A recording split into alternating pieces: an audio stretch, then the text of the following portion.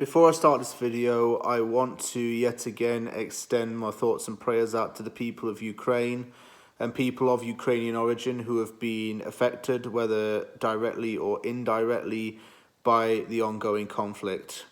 It's sad to see that there are awful things happening in Ukraine right now.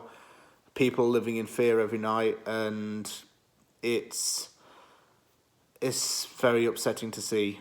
So my thoughts go out to you guys. I somewhat understand how people will feel, even though the situation isn't affecting me personally. Where I live in Canada, there is a large population of Ukrainians or people of Ukrainian origin who are either first, second or third generation. And these people have been hurt by the current events. So my heart goes out to you people as well. The reason why I'm doing this scouting report video so early on is in regard to new FIFA regulations that have come out stating that foreign players from the Russian and Ukrainian leagues will be allowed to move to other clubs.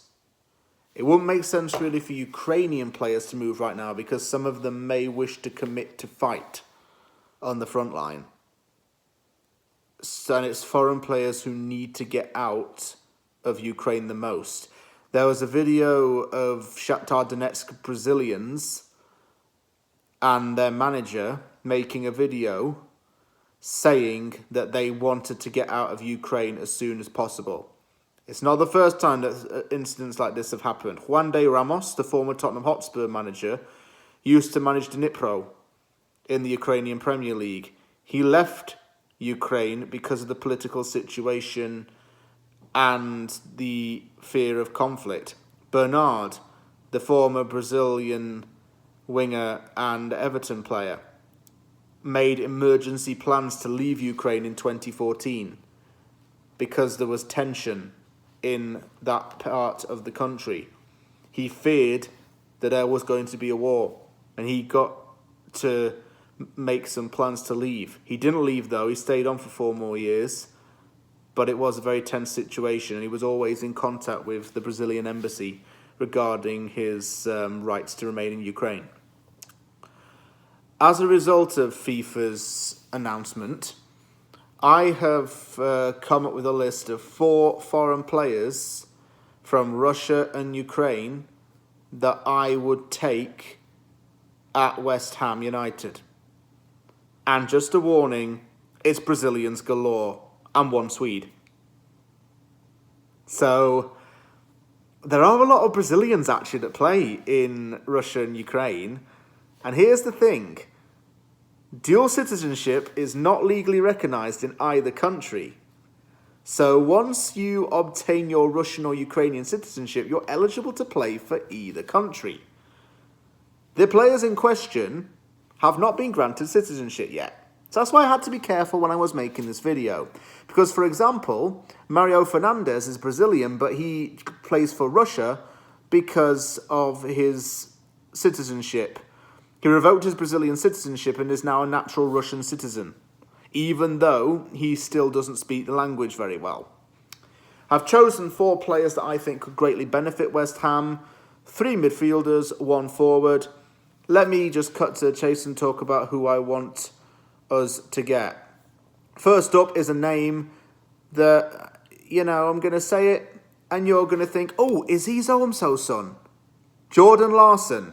Yes, he is the son of former Celtic legend and Sweden international as well, Henrik Larsson. Now, Jordan was born in the Netherlands and he chooses to play for Sweden at international level. He grew up in Sweden, spent all of his playing career there before he moved to Spartak Moscow in 2019. And he played alongside Alex Kral, the current West Ham player who is on loan from Spartak. Larsson has had a slow transition into Russian football, but last season in 2020-21, he was a force. He was a real force. Yeah, I'm going to say that. 29 league appearances, 15 goals. And also, in the year 2020, he scored his first international goal for Sweden. He's a forward who isn't particularly pacey, but he's known for his ball control. He's known for playing either as a lone striker or as a winger. And he's got good, refined finishing about him.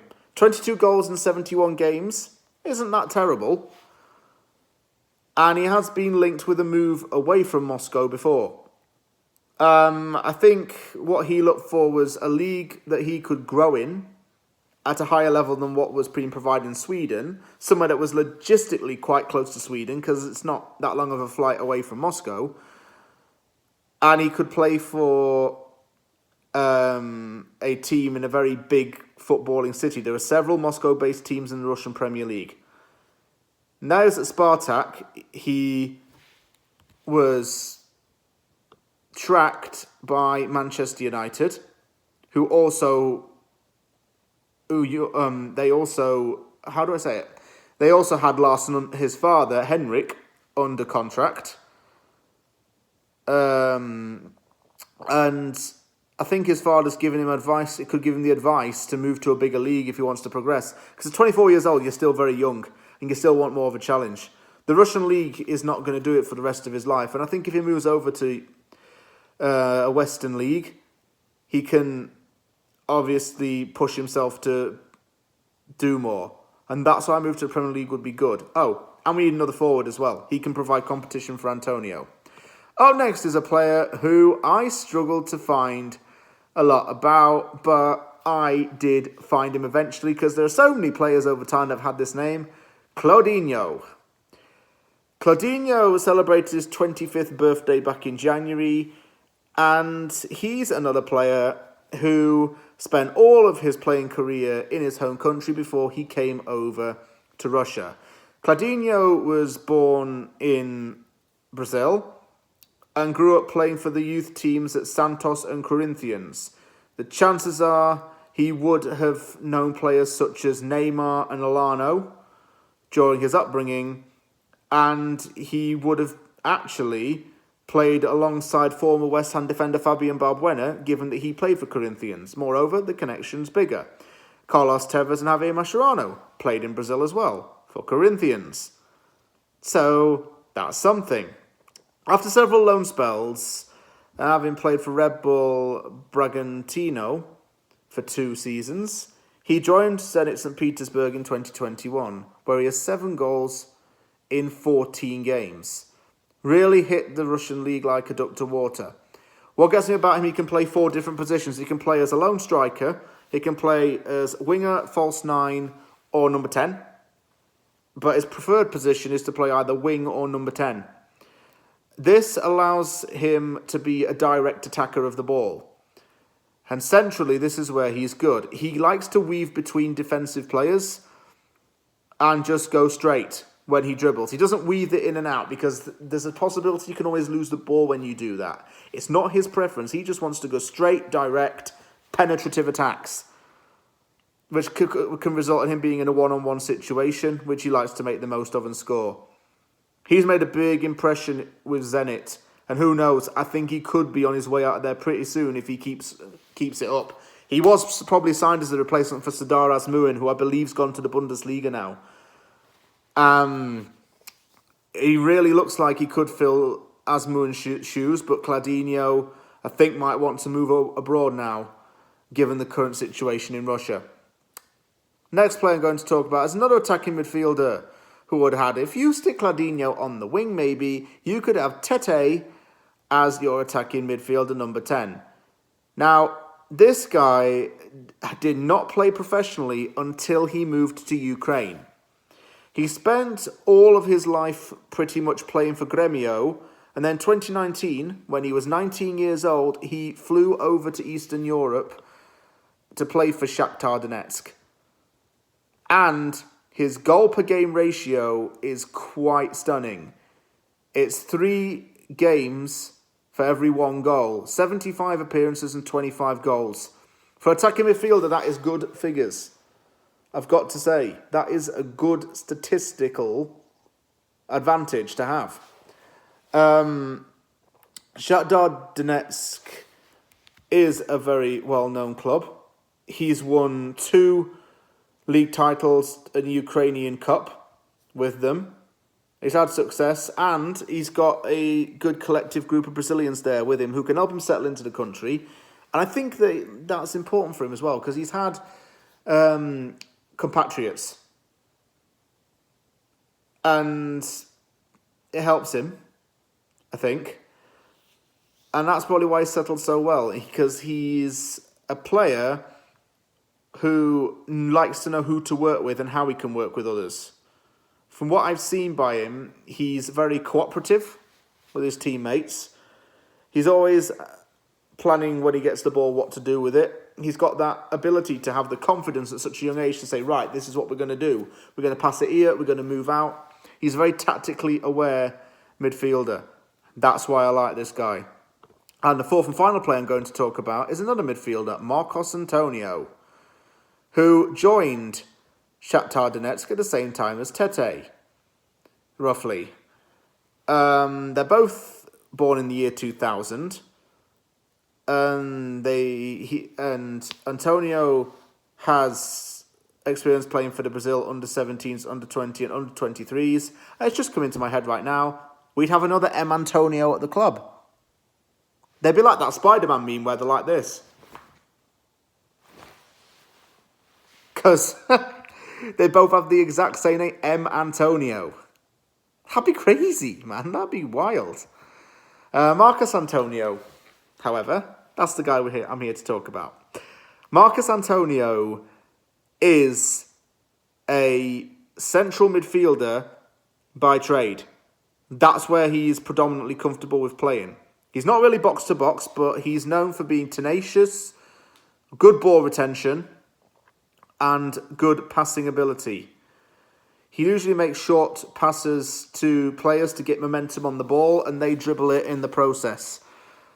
Although he's not exactly fast, he's quite intelligent. And I never really look for pace when I do these kind of videos, but I do look for players who can and will help in the midfield with the passing, because the midfield's where a lot of the ball movement comes from.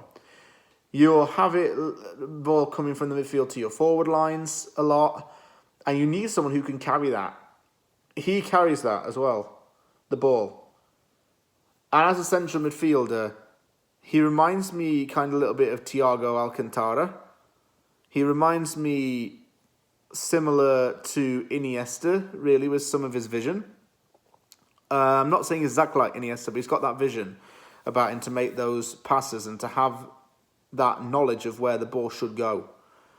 And that's what Marcos Antonio would bring to us. He'd bring another element of passing, either as a holding midfielder or just a naturalised central midfielder.